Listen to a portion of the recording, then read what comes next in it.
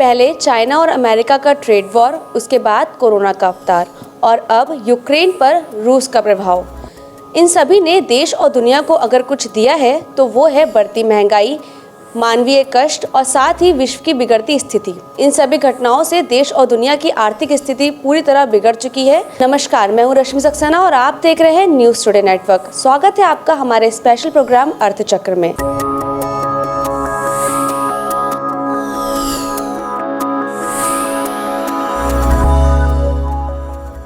आज हम बात करेंगे रेपो रेट के बारे में। रेपो रेट क्या है और इसका आम जीवन पर, आम जनमानस पर क्या असर पड़ रहा है। इसी संदर्भ में आज हमारे साथ मौजूद हैं डॉक्टर स्वतंत्र कुमार, जो कि शिक्षाविद हैं और साथ ही जाने माने अर्थशास्त्री हैं। तो आइए जानते हैं उनसे। नमस्कार सर। नमस्कार। कि रेपो रेट क्या है और इसका आम जनमानस पर क्या असर पड़ता है। रेपो रेट देखिए, हमारे यहाँ एक सेंट्रल बैंक है भारत में, और वो सेंट्रल बैंक है reserve bank of India. Reserve bank of India सारे दूसरे बैंक्स को पैसा देता है, जिस पैसे को बाद में वो बैंक्स आम जनता तक पहुंचाते हैं, डिस्ट्रीब्यूट करते हैं। तो आरबीआई जिस रेट पे बैंक्स को पैसा देता है, उस रेट को हम कहते हैं रेपो रेट। तो रेपो रेट का सिग्निफिकेंस इसलिए बहुत ज़्यादा है क्योंकि वो पैसे को, जो तरलता है किसी भी इकोनॉमी में, पैसे का जो फ्लो है, उस फ्लो को कंट्रोल करता है।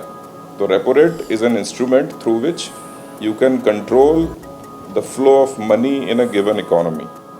ये तो हो गया आपका बेसिकली रेपो रेट, जिस रेट पे सेंट्रल बैंक बाकी बैंक्स को पैसा देता है। दूसरा, इसके साथ ही रिवर्स रेपो रेट भी होता है, और रिवर्स रेपो रेट ऐसी व्यवस्था है जिसमें बैंक्स को ये कहा जाता है कि आप जब हमारे पास पैसा रखेंगे, रिजर्व बैंक के पास पैसा रखेंगे जब बैंक्स, तो उस पर आपको क्या इंटरेस्ट मिलेगा। इसके साथ ही एक और इम्पॉर्टेंट चीज़ आर्थिक मामलों से संबंधित होती है, cash reserve ratio. Cash reserve ratio भी बहुत इंपॉर्टेंट होता है, उसे भी एक मनी कंट्रोल के मैकेनिज्म की तरह इस्तेमाल किया जाता है। कैश रिजर्व रेशो में क्या होता है कि बैंक्स को एक certain amount of money reserve bank of India के पास रखना पड़ता है। तो कैश रिजर्व रेशो में जब बढ़ोतरी की जाती है तो बैंक्स को ज़्यादा पैसा आरबीआई के पास रखना पड़ता है। तो देखिए, ये तीनों चीज़ें, चाहे वो रेपो रेट हो या रिवर्स रेपो रेट हो या कैश रिजर्व रेशो हो, ये सभी किसी भी अर्थव्यवस्था में मनी की सप्लाई को कंट्रोल करने के तरीके हैं। कि रेपो रेट की गणना कैसे की जाती है। रेपो रेट की गणना की जाती है बेसिस पॉइंट्स के ऊपर, और एक बेसिस पॉइंट होता है 0.01।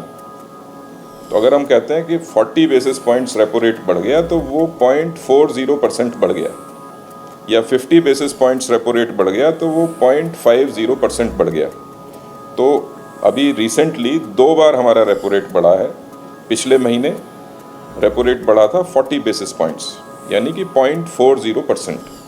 सिमिलरली इस हफ्ते, अभी बृहस्पतिवार को, रेपो रेट दोबारा बढ़ाया गया, और ये बढ़कर हो गया है, जो बढ़ाया है वो है 50 बेसिस पॉइंट्स, तो इसका मतलब 0.50%। तो पहले 4 था, 4 से 4.4 हो गया, अभी 4.9 हो गया है। तो 4.9 का मतलब ये है कि जब दूसरे बैंक्स सेंट्रल बैंक से पैसा लेने जाएंगे तो उन्हें सेंट्रल बैंक को 4.9% इंटरेस्ट रेट देना पड़ेगा, यानी कि उन्हें महंगा पैसा मिलेगा रिजर्व बैंक ऑफ इंडिया से। रेपो रेट जो बढ़ाया जाता है, और आपने बताया कि बैंक्स के जो पॉइंट्स होते हैं वो बढ़ते हैं, तो ये क्यों बढ़ाए और घटाए जाते हैं। देखिए, उसको बढ़ाने और घटाने के पीछे लॉजिक है। किसी भी देश में जो सेंट्रल बैंक होता है, उसकी ये जिम्मेदारी होती है कि वो पैसे की सप्लाई को और डिमांड को, बाकी सारी चीज़ों को अकाउंट फॉर करके नियंत्रित करे। तो भारत में जो सेंट्रल बैंक है वो रिजर्व बैंक ऑफ इंडिया है। रेपो रेट बढ़ाने की वजह इस समय बहुत बड़ी है, और वो वजह ये है कि हमारे यहाँ इन्फ्लेशन बढ़ा हुआ है। और इन्फ्लेशन, जैसा कि आप सभी जानते हैं, इन्फ्लेशन से आपके रुपए की कीमत कम हो जाती है। यानी कि मान लीजिए 1 रुपया आज की तारीख में 1 टमाटर खरीदता है, और इन्फ्लेशन बढ़ जाए तो वही 1 रुपया 1 टमाटर नहीं खरीद पाएगा, हो सकता है वो आधा टमाटर खरीद पाए। तो यानी कि आपके रुपए की कीमत कम हो जाती है जब इन्फ्लेशन बढ़ता है।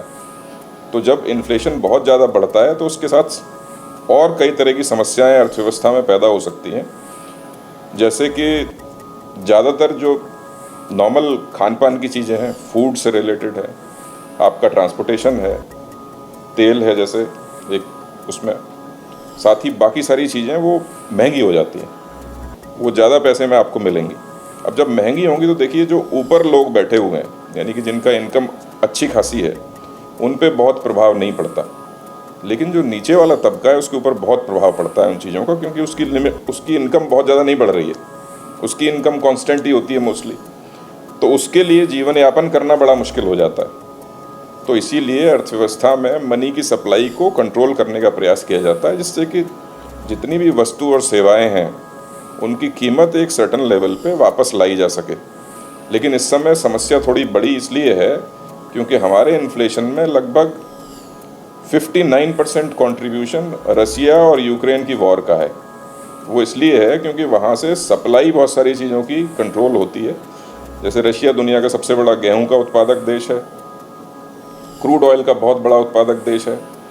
सिमिलरली यूक्रेन भी गेहूं का एक बहुत बड़ा उत्पादक है, साथ ही बहुत सारे मेटल्स मिनरल्स के बहुत बड़े उत्पादक हैं दोनों देश, और दोनों ही देशों से सप्लाई पूरी दुनिया को बाधित है। तो क्योंकि सप्लाई बाधित है तो ये सप्लाई से इन्फ्लेशन आ रहा है। एक तो देखिए इन्फ्लेशन आता है जब किसी चीज़ की डिमांड बहुत ज़्यादा बढ़ जाए, तो जब उस समय इन्फ्लेशन आता है तो उसे एक अच्छा इन्फ्लेशन माना जाता है।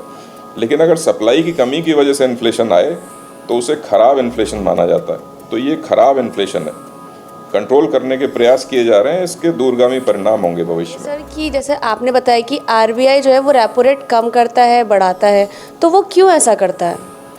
वो मनी की सप्लाई को कंट्रोल करने के लिए ऐसा करता है। अर्थव्यवस्था में अगर ज़्यादा पैसा होगा तो लोग किसी भी वस्तु के लिए ज़्यादा पैसा देने को तैयार होंगे, लेकिन अर्थव्यवस्था में अगर कम पैसा होगा तो किसी भी वस्तु के लिए लोग ज़्यादा पैसा देने को तैयार नहीं होंगे, वो कम पैसे में आपको मिलना शुरू हो जाएगी, तो आपकी कीमतें स्थिर होंगी। और कीमतों को स्थिर करना अर्थव्यवस्था के लिए बहुत ज़रूरी है, क्योंकि देखिए मैंने आपको ये बताया कि आम जनता पे इसका क्या प्रभाव पड़ता है, साथ ही साथ जो बिजनेसेस होते हैं उनके ऊपर भी बहुत प्रभाव पड़ता है, क्योंकि सभी की इनपुट कॉस्ट महंगी हो जाती हैं। जैसे अगर आप ब्रेड बनाते हैं फॉर एग्जांपल, तो ब्रेड की इनपुट कॉस्ट क्या होती है? आपको आटा चाहिए, आपको चीनी चाहिए, नमक चाहिए, ईस्ट चाहिए, आपको फ्यूल चाहिए ब्रेड बनाने के लिए, लेबर चाहिए, ये सारे इनपुट्स हैं। अगर ये सारे इनपुट्स महंगे हो जाएंगे तो ब्रेड जब फाइनली बाज़ार में जाएगी तो उसकी भी कीमत बढ़ जाएगी। तो सारे के सारे उद्योग धंधों की इनपुट कॉस्ट भी इन्फ्लेशन से बढ़ जाती है। तो कहीं ना कहीं उस इनपुट कॉस्ट को कंट्रोल करने की भी कवायद की जाती है। तो इन्फ्लेशन को कंट्रोल करने की कवायद के रूप में आप इस चीज़ को देख सकते हैं कि पैसे की जो अवेलेबिलिटी है अर्थव्यवस्था में उसे कम किया जाए। जब रेपो रेट्स को बढ़ाया जाता है तो अवेलेबिलिटी जो होती है पैसे की वो अर्थव्यवस्था में कम हो जाती है। तो यही प्रयास किया जा रहा है जिससे कि इन्फ्लेशन कंट्रोल में आ जाए। सर शेयर मार्केट पर इसका क्या प्रभाव पड़ेगा? जो लोग इन्वेस्ट करते हैं शेयर मार्केट पे, उसका सीधा क्या कनेक्शन है? देखिए शेयर बाज़ार भी मनी की सप्लाई के साथ कनेक्टेड है, और ऑफ कोर्स जब मनी की सप्लाई को खींचा जाएगा तो शेयर बाज़ार पे भी उसका प्रभाव पड़ेगा। और जहाँ तक भारत के शेयर बाज़ार का सवाल है तो भारत का शेयर बाज़ार रिलेटिवली स्टेबल है दूसरे शेयर बाज़ारों के मुकाबले, क्योंकि यहाँ पे डोमेस्टिक इन्वेस्टर्स की संख्या लगातार बढ़ रही है, यानी कि लोकल लोग ही पैसा लगा रहे हैं, लेकिन विदेशी संस्थागत निवेशक जो हैं वो भारत के बाज़ारों से लगातार पैसा खींच रहे हैं। उन्होंने पहले शेयर बाज़ार में पैसा डाला था, अब वो उसे वापस ले जा रहे हैं। तो जब भी वो पैसा निकालते हैं तो शेयर बाज़ार नीचे चला जाता है। लेकिन भारत में रिसेंट ईयर्स में बहुत सारे इन्वेस्टर्स बढ़ गए हैं, इंस्टीट्यूशनल इन्वेस्टर्स भी हैं, इंडिविजुअल इन्वेस्टर्स भी हैं, तो उन्होंने कहीं ना कहीं शेयर बाज़ार को संभाल रखा है। तो अभी भी भारत का जो शेयर बाज़ार है वो बाकी विदेशी शेयर बाज़ारों के मुकाबले बेहतर स्थिति में है। लेकिन अगर भविष्य में रिसेशन आता है किसी भी वजह से, जिसका प्रयास किया जा रहा है कि भाई जब इन्फ्लेशन जाएगा तो रिसेशन आएगा, क्योंकि बैलेंस में रहना तो बड़ा मुश्किल होता है, या तो वो नीचे जाता है या ऊपर जाता है। अगर इन्फ्लेशन आया तो ऑफकोर्स शेयर बाज़ार भी नीचे जाएंगे, इसमें कोई दो राय नहीं है। सर जैसे कि आरबीआई रेपो रेट बढ़ा रहा है लगातार, तो क्या लगता है कि रेपो रेट अभी और बढ़ेगा? हाँ, रेपो रेट अभी और बढ़ सकता है। इसलिए बढ़ सकता है क्योंकि जब हम कोरोना से पहले के समय की तुलना करें तो उस समय रेपो रेट 5.15 पे था, अभी 4.90 पे है। तो कहीं ना कहीं अगर सरकार इसे पुराने स्तर पे ले जाएगी 5.15 पे, तब भी लगभग 25 बेसिस पॉइंट्स की अभी बढ़ोतरी हो सकती है, जो आने वाले समय में की जा सकती है। और अगर स्थिति में कोई सुधार नहीं होगा तो हो सकता है उसके ऊपर भी चला जाए। भविष्य में रेपो रेट बढ़ने से क्या प्रभाव पड़ेगा, जैसे एम्प्लॉयमेंट पे या फिर डिमांड्स पे, इसका क्या इफेक्ट पड़ेगा? देखिए, फौरी तौर पे तो ये सारा काम इसीलिए किया जा रहा है कि कहीं ना कहीं डिमांड अफेक्ट होगी, क्योंकि देखिए जब चीज़ें लाइक आपके पास पैसा बहुत नहीं है तो आप कम खरीदोगे, बैंक्स लेंडिंग नहीं करेंगे। अब बहुत समझने वाली बात यहाँ पे ये है कि अर्थव्यवस्थाएं डेट और मनी दोनों से मिल के चलती हैं। हो सकता है भारत की अर्थव्यवस्था में एक बहुत बड़ा, हो सकता क्या मतलब है वास्तव में कि बहुत बड़ा कंट्रीब्यूशन डेट का है और डेट को बैंक्स क्रिएट करते हैं। तो डेट की अवेलेबिलिटी कम हो जाएगी रेपो रेट बढ़ने से। तो डेट की अवेलेबिलिटी जब कम होगी या डेट महंगा हो जाएगा, डेट यानी कि कर्जा अगर महंगा हो जाएगा, फॉर एग्जांपल मैं आपको एक उदाहरण लेके बताता हूँ ये बात कि आप अगर आपको सस्ते कर्जे पे मोबाइल फ़ोन मिल रहा है या रेफ्रिजरेटर मिल रहा है या टीवी मिल रहा है या बाइक मिल रही है या कार मिल रही है, घर मिल रही है, तो उसकी डिमांड बढ़ेगी और आपके पास पैसे की अवेलेबिलिटी खूब सारी है, सारे बैंक्स आपको पैसा देने के लिए तैयार है। आप सेल फोन ले लीजिए, आज की डेट में तो पेन ड्राइव के लिए भी कर्जा मिल जाता है बजाज फिनसर्व से।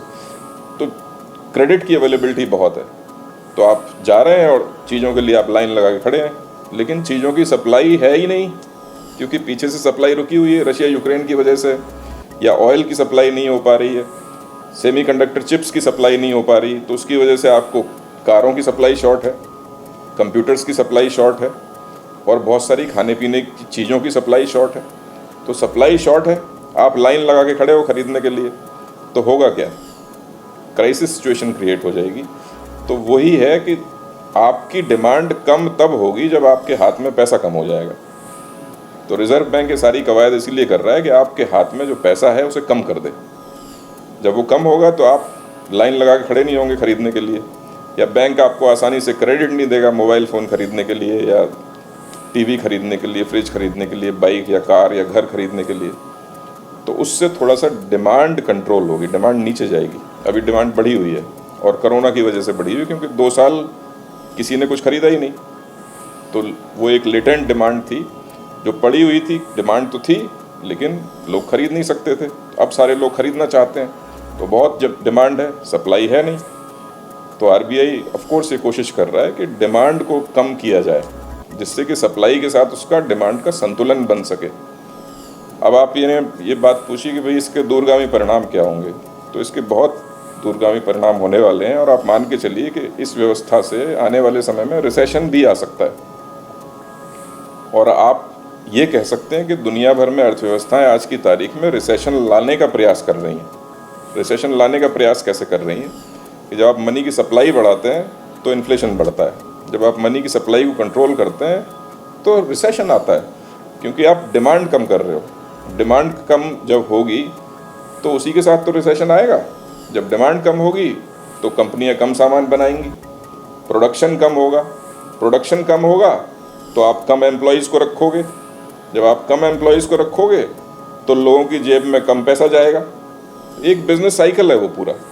जब लोगों की जेब में कम पैसा होगा तो वो कम खरीदेंगे, तो साइकिल कंप्लीट हो गया।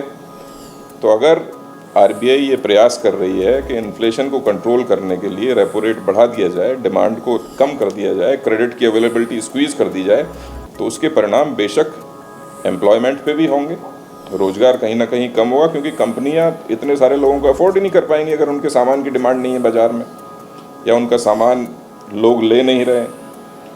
तो ऑफ कोर्स एम्प्लॉयमेंट पे इसका प्रभाव पड़ेगा, अर्थव्यवस्था की ग्रोथ पे इसका प्रभाव पड़ेगा। हम हो सकता है समवेयर डाउन द लाइन जो हमारा जीडीपी की ग्रोथ रेट है वो भी नीचे आ जाए। तो बहुत सारी चीज़ें इसके साथ हो सकती हैं और रिसेशन तो ऑफ कोर्स आ सकता है, और रिसेशन आएगा, कितने लंबे समय रहेगा उसके बारे में मैं कोई प्रेडिक्शन नहीं कर सकता, लेकिन एक ऐसी चीज़ है कि जो संभव है रेपो रेट्स बढ़ाने के साथ, क्योंकि सरकारें खुद प्रयास कर रही हैं कि मनी की सप्लाई को स्क्वीज़ किया जाए। तो ये थे हमारे साथ डॉक्टर स्वतंत्र कुमार, जिन्होंने हमें ये बताया कि आरबीआई रेपो रेट बढ़ा रहा है ताकि इन्फ्लेशन को कम किया जा सके। और जिसका असर सभी लोगों पर पड़ेगा, सभी जनमानस पे पड़ने वाला है। साथ ही साथ उन्होंने हमें यही बताया कि अगर हम अपनी ज़रूरतों को कम कर लें तो शायद इससे हमें थोड़ी राहत मिलेगी आने वाले समय में।